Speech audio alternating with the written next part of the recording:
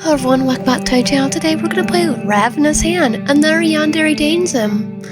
Found on itch.io. Let's begin.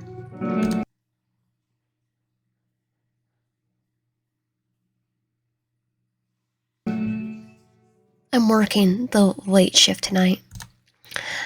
My middle name tag catches in the light, spelling out Ian. You know what's funny? My name tag is plastic, not metal. The ball rattles against the grooves of the wheel, setting into a pocket. Oh, we work in a casino. Red 19. Sweeping my hand over the table, I collect the losing bets and push stacks of chips towards the winners. My hands more hands reach for their wallets, their drinks, and their next rush. The wheel spins again. A man sighs next to me under the haze of smoke. Rowdy frickin' bunch we have tonight. I already had to drag out some drunk buttholes. One of the guys broke his arm in the process. Must be a full moon tonight or something. I was like, casinos get that too? Yeah, well, grocery stores definitely get the weird. You definitely find weird people working at a grocery store too. Just search people Walmart. Yeah, well, we don't have enough hands to help with this. Where the heck is the boss? My eyes don't leave the table, and I heard him walk away. I don't make it a habit to pay too much attention to what's happening around me. It's not like I don't care, but in the city, you learn fast that stick your nose where it doesn't belong. It's a good way to get broken. Kind of makes me want to play Fallout New Vegas again. The atmosphere might be the casino. I don't know why.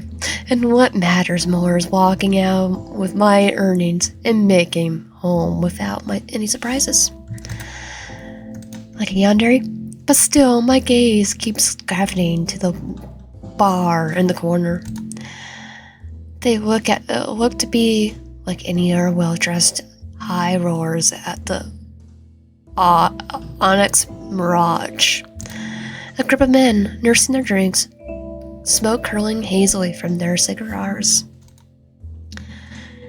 And then there's something off. Maybe it's the way they stayed stationed there since they arrived. Their conversation kept low over the din from the crowd. Or maybe it was the way no one else dares to sit near them, an unspoken distance cutting them off from the rest of the room. Suspicious. But then again, suspicious isn't anything unusual around here. Well, it is a casino. You could probably do a lot of shady stuff in a casino. From what I've seen Fallout New Vegas. My attention snags on someone sitting at the end of the bar. Ours aren't really shady at all from my state, but he's watching the casino floor with an even gaze while the others talk amongst themselves. Then again, I've only went once. Something about him feels out of place, or maybe he blends in so well that he sticks out to me. My eyes trail down to the base of his neck, where a jagged scar cuts through his skin, an almost jarring contrast to his otherwise pristine appearance. Handsome. Yes, very handsome. Our eyes meet. The cold, shivering look in his eyes sent a shiver jolting through me. There's too much weight in his gaze to be casual curiosity. He was his glass, watching me over the rim as he takes a slow, measured sip. There's a familiar yet foreign sensation creeping along my spine as we continue to observe each other from across the room. Then, just as I consider looking away, his lips twitch, a ghost of a smirk. I quickly drop my gaze back to the roulette wheel, a creeping unease settling in. Well, we did find a Yandere, so probably that's why. I can only hope that I'm just another forgettable face by the end of the night. Oh, we need to run away. I mean, if we say that, we just jinxed ourselves. Those darn full of rats.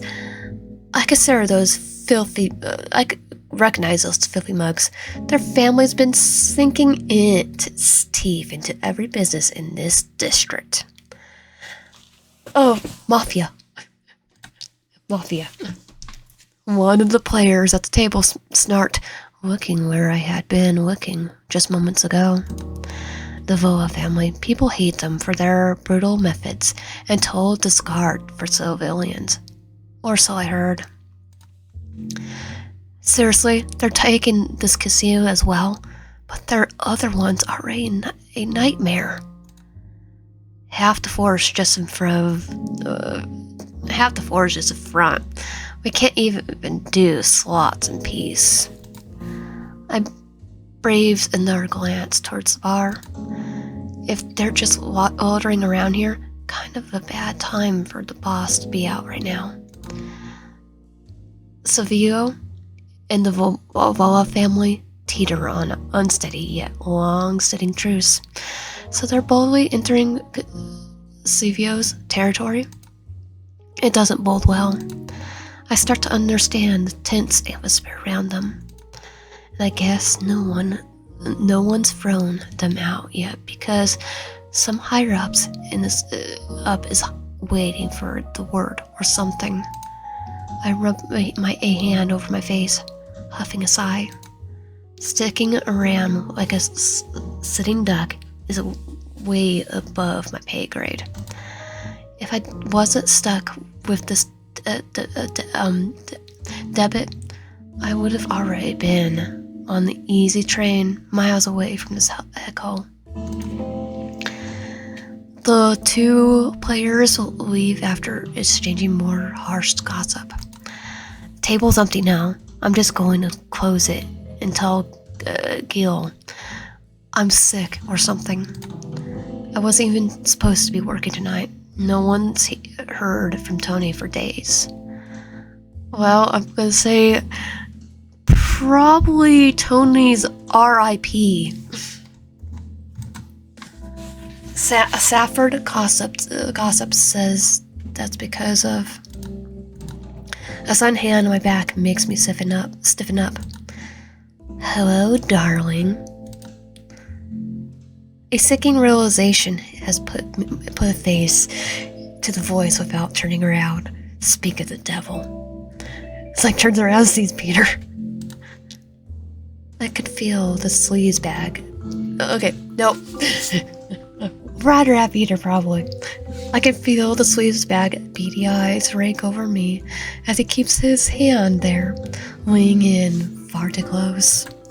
Come on, spin the wheel for me, nice and slow. Sir, I'm afraid the table's closing. You could try... clocking off, are you? Then why don't you finally join me upstairs in the VIP lounge, No, I'm gonna go for the, Mafia person. Seems like a better choice. I'm using Yandere, apparently, because he's the only one he is our Yandere. I will choose the Yandere. So show a valued guest like me a good time. If you manage to impress me, then... Yeah, I'm choosing the Mafia person. His hand dressed lower, sour breath fanning across my face. Maybe I'll give you a proper job, one that pays far better than the pennies you get here.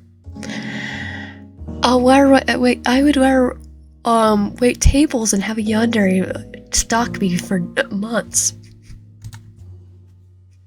AKA would wear Peter stalking me. Just another rotten fruit on the Val family tree, clinging to his power. Mafia too. He doesn't spare the Voa a second glance, too wrapped up in his heroism to notice the tension brewing around us. I know what happens to people who take you up on that job offer. They disappear. And maybe Tony. Disappearing, enjoying a fresh start out of the city. It's all schematics, sweetheart. And now I know you're desperate for cash. He presses against me. Gross, is that? And then I was like, oh, I'm going out here. Later. The first by the side to what?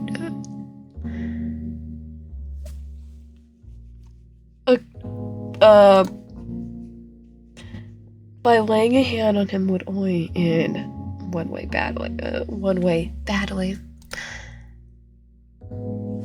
Okay, I'm gonna save. Before I do it, give him a taste of pain anyway. Yeah. Well, he deserves it, so give him a taste of pain anyway. I've been dealing with this too much crap from him to just let this slide. I sat back, accidentally bringing my heel down on his polished shoe. With every ounce of my strength, I crushed my heel into his foot, watching his face contort with pain as he stumbles back.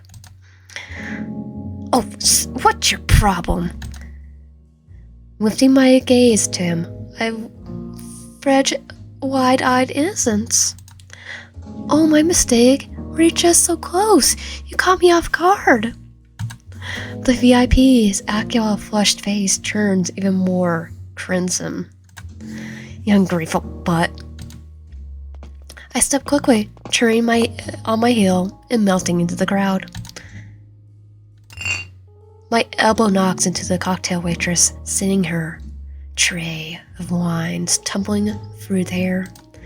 The wine splashes across my arm, chest, and staining my shirt instantly. Hey, watch where you're going, idiot. Now I have to get another glass because of you.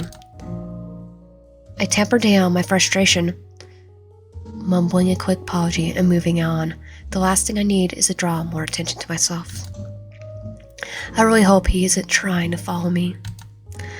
It's exhausting, no matter how many times I try to avoid him. He always finds a reason to come back.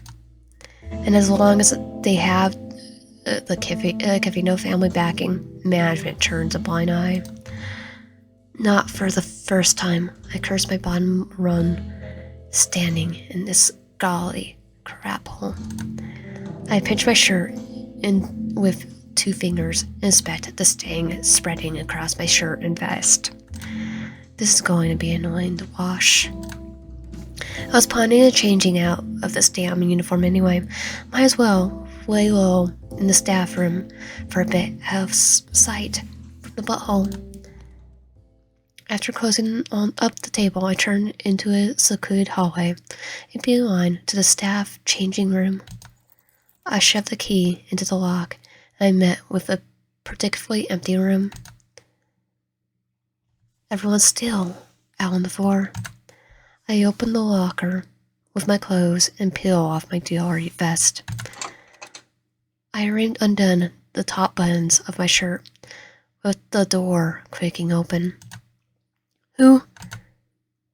Yandere, the ballman from the bar, is suddenly behind me.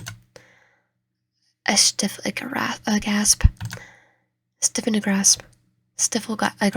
You. Crap, the door was still unlocked. I must have gotten lost. Despite saying that, he steps inside, silver eyes flickering around the cramped space. I want to say something, but something about his presence makes me feel like something's amiss. I try to grasp the feeling, but it slips through my fingers. He gazed his thin cells on me, lingering on the stain at my foot. Rough night? My skin prickles with embarrassment. Something like that. Shame, red looks good on you. Also, you should lock the door next time. Never know what unsavory types might crawl in there. Like a yandere or the creepy, like a yandere or a creepy, VIP. Actually, I'll take the yandere. For 500. Leaning against the door, his fingers casually find the lock. Click. The sound snaps me out of my distracted state. My stomach twists as I take a step back. The room suddenly feels smaller. Remember Vala family's less stellar reputation as slow, creepy unease sells in. Okay, what the heck what's your deal, mister? He seems amused by my discomfort. Name's Riven. I absolutely didn't ask. Just relax, I'm just trying to ditch a couple of shadows. You know how it is. I'm sure, why, never mind. I'm definitely not getting involved with gang business. Guess it's just one of those days. Do I just call it a night and head home like this? Will he even let me leave?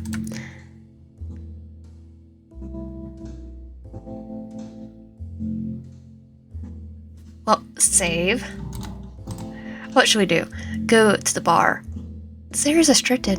I'm gonna go then. I'm just gonna go then. Have fun with whatever you're doing.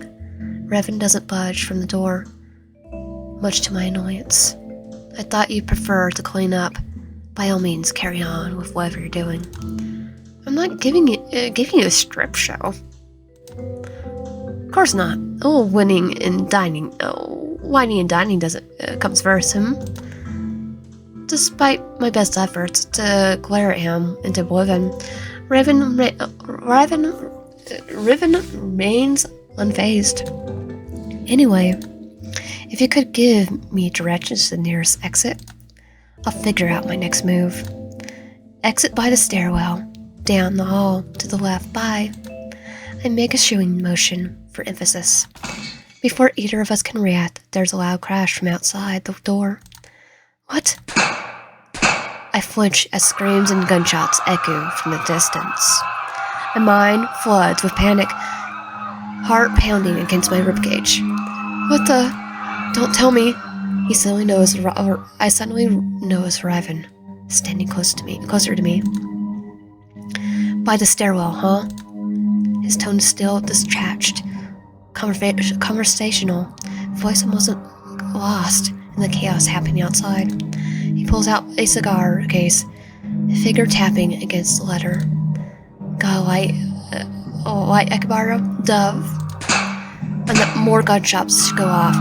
More screams. He just stands over me, watching me in a silent, uneven way. That gaze. How did I not notice how eerie it was until now? I bolt to the door, all my instincts screaming at me to get away from him. He grabs my arm, yanking me flush against a solid body. Now, why would you go and do that? Before I can register what's happening, something cold and damp presses against my face. I grasp, trying to pull away, but he holds me tighter, his gloved hand sliding against my cheek. I paid way too much to your boyfriend to know what he's doing. My vision blurs, my thoughts shooing into a fog. No, don't worry, Wyan. We're going somewhere much better. Just the two of us. My eyelids fall and everything goes black. I stir, disoriented. My body feels like lead, sharp needles pricking at my skull. In dim light, shadows swim in and out of the focus. It takes me a few moments to realize that I feel warmth and odd yet almost comforting sensation of being held by someone. Then a slow, creeping dread sinks in. Ah, you're awake, my lion. His arm is looped scary around my waist, holding me on his lap. There's a district spice scent. There's a distant spice scent clinging to him, muddling my senses even further. I can feel the fall and rise from his chest beneath me. His heartbeat quick but steady. My breath catches. My world tilts as I try to push away. But Raven's grip tightens, pulling me closer to the armchair he's sitting on. He dips his head into the crook of my neck. I feel like I'm dreaming. His voice is tender, yet trembling with something disgusting. I can feel my heart in my throat, but whatever out of fear or embarrassment, I don't know.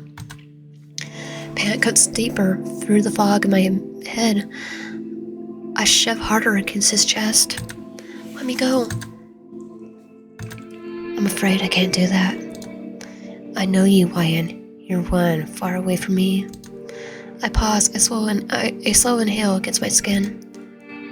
But it's better this way, staying here with me. He mumbles slowly, and now, of course, his crazed words are out of my realm of understanding. Who the heck are you? And what do you want with me? I don't have anything you want. I'm a nobody. He quietly laughs and slightly tilts his head, almost affectionate.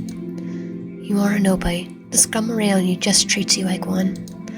But I don't do that. I won't do that. I'll give you everything you've been denied. Starting now. I don't understand. By the way, Raven's voice lulls, speaking offhandedly, like he's casually remembering something insignificant. That waitress, the one who spilled wine on you, she died in the shooting earlier. I stiffened with shock. Okay, waitress? Why did you guys kill the waitress? The VIP was the one that you probably should have gone, and I would be happy. Be with ya. A shame. I think she would have made a fine addition to the show. He chuckles, jarring, a sound that sends ice spiking through my veins. But don't worry. I managed to catch that annoying fly that's been buzzing around you. To my horror, I hear a muffled sound from somewhere behind me. Well, okay. You're right. You're a good Yandere. Even now, it keeps buzzing. How annoying. There's someone there. Raven tilts my chin, angling my face towards something I don't want to see. Spayed across the lone poker table is a dim, hazy light. Is riding little body, bound and gagged. I want to see the blood. Blood stains from the VIP clothes. His eyes terrified and slightly pointing in my direction. Raven whispers in close to my ear, unnervingly pleased. So even at least Peter tried to hide it. For most routes. My gift to you.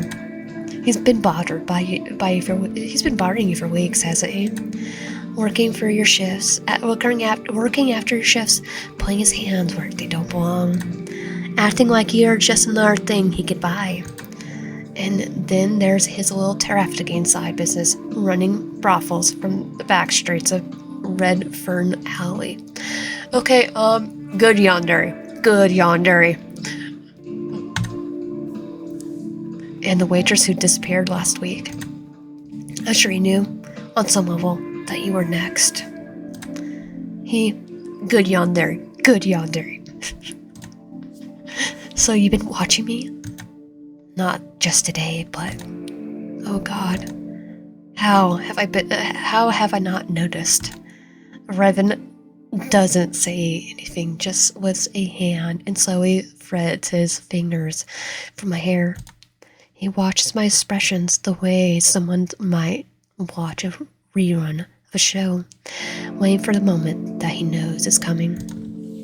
Something cold then brushes against my fingers. I flinch, my nerves already frayed. It's a knife. Raven offers it to me, pressing against my damp palm. Oh, sir, I'm not Ghostface and I'm not Peter. He nods towards the body on the table, unspoken demand. Well, I did watch Scream 1 twice, and then watched 2 and 3.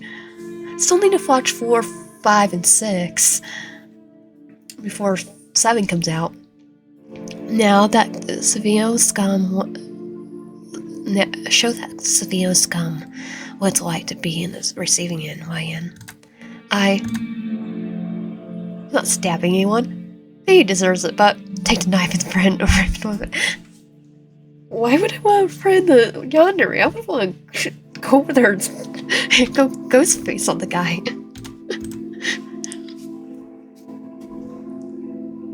I'm not stabbing anyone. Maybe he deserves it, but that's a closer thing. Heartbeat ramping up, I stare at the blade and imagine myself sliding it for a few by his lips. Like a ghost face. Maybe he deserves it, but I can't. I don't understand why you're doing this. And why can't you? You think this is about me? I don't need to kill him. But you do.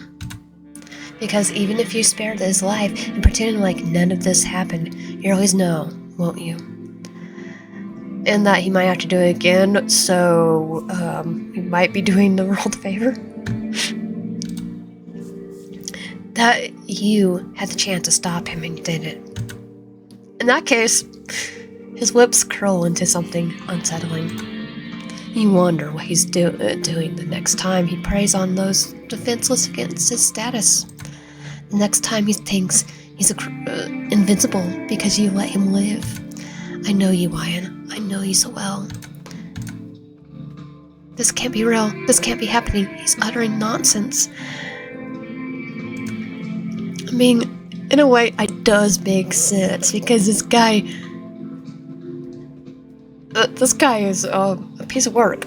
And yet, in the next moment, we're standing in front of the poker table. I don't even register how we got there. Just the crushing awareness of the knife in my hand.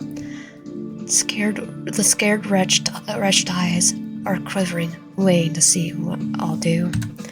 He looks smaller like this, his bravo stripped away, nothing more than a pathetic figure.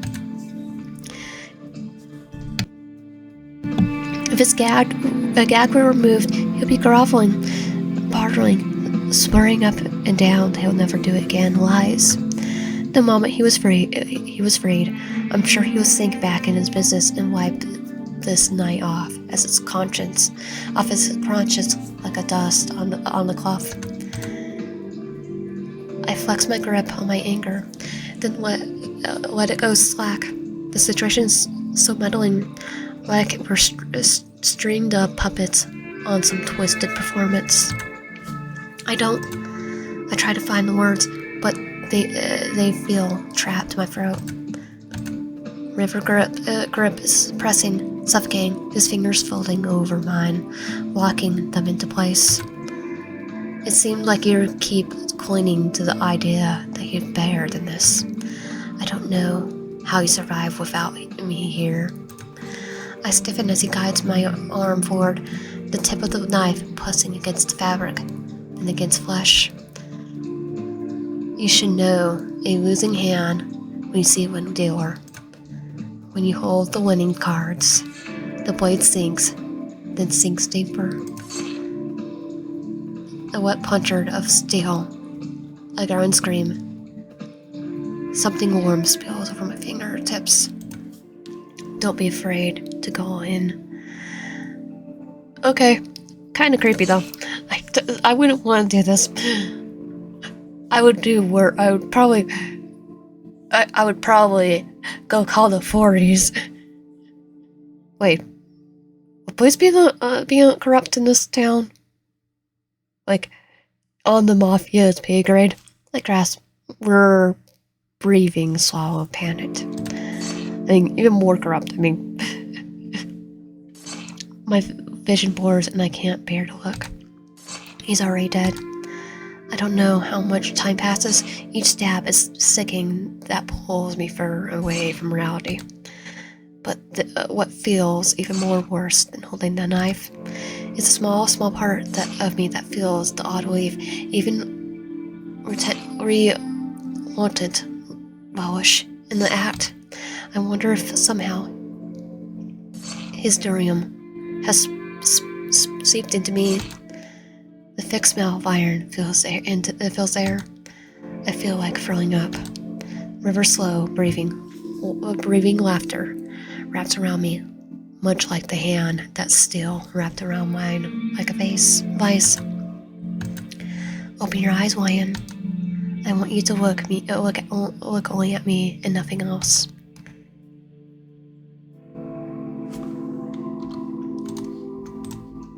Look. I don't know why, but I do.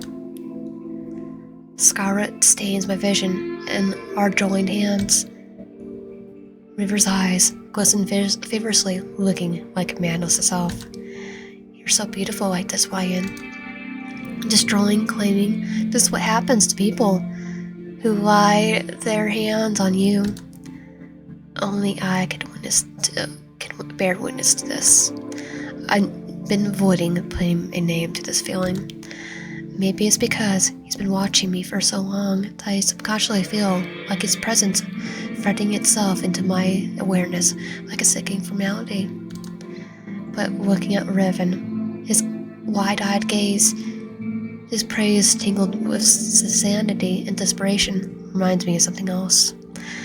On rainy nights, of city alleyways, ink that stings. I mean, like a tattoo? Hazy memories that feel like they don't belong to me.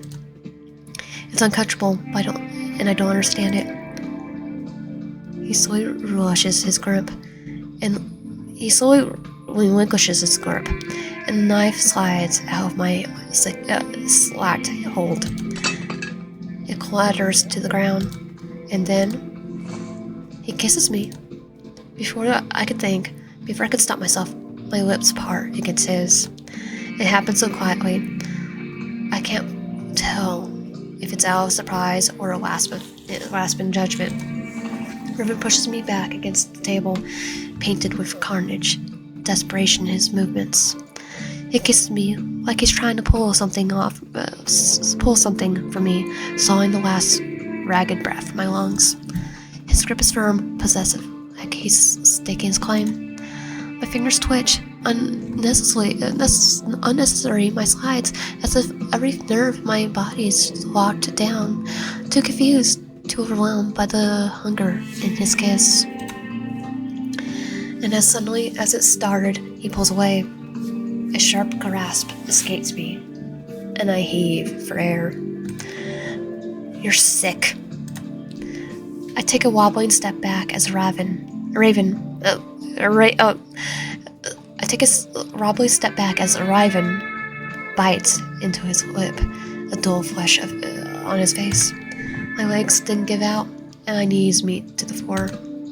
Raven moves to help me, and I don't budge. I can't. I can feel his sharp eyes drinking in my disbelieved state, but I can't bring myself to look at him. Anger, confusion, disbelief. The reality of the situation sinks in with every terrifying coldness. What happens now? You just need me to kill someone with ties, connections, but people who won't let this go. To them, I sighed with the enemy. I was already drowning in debt with the Ravenous, but now they want my head too. The brittle laugh that escapes me sounds like it belongs to someone else. If you're trying to ruin my freaking life, you're doing a doing a darn good job. I can feel his kneel beside me. My dove is worrying too much. You think that there's nowhere to go and run to? His voice is almost soothing. It's not for the madness cutting beneath it. Don't worry about the casinos. Don't worry about anything more. I'll take care of you. We'll be together now, forever. You actually think of that? You actually think that? You think that this means we'll be together? You're out of your freaking mind. He watches me coolly. Am I? You still don't get it, do you? We're inevitable. No matter the circumstances, no matter the life we live. He stands up, Ryan. When I look at you, I feel so many things that I could barely breathe. These feelings fester in my chest. You come to understand them. I'll make sure you do. I hear his footsteps fade, deliberate, unhurried. Then, the unspeakable sound of the lock sliding into place. No, wait! I jolt upright, unsteadied legs, but it's already too late. I pound on the door, fist aching, but nothing. He's gone. The silence pressed in, save for the steady dripping of the blood against the tile. The crime I didn't want to commit. Now my hands are stained too. To be continued in the full version, coming soon. Thank you for playing. And that was Ravenous Hand. If you want my content, please subscribe and like the video, help a lot, and comment down below. I'll see you guys next time.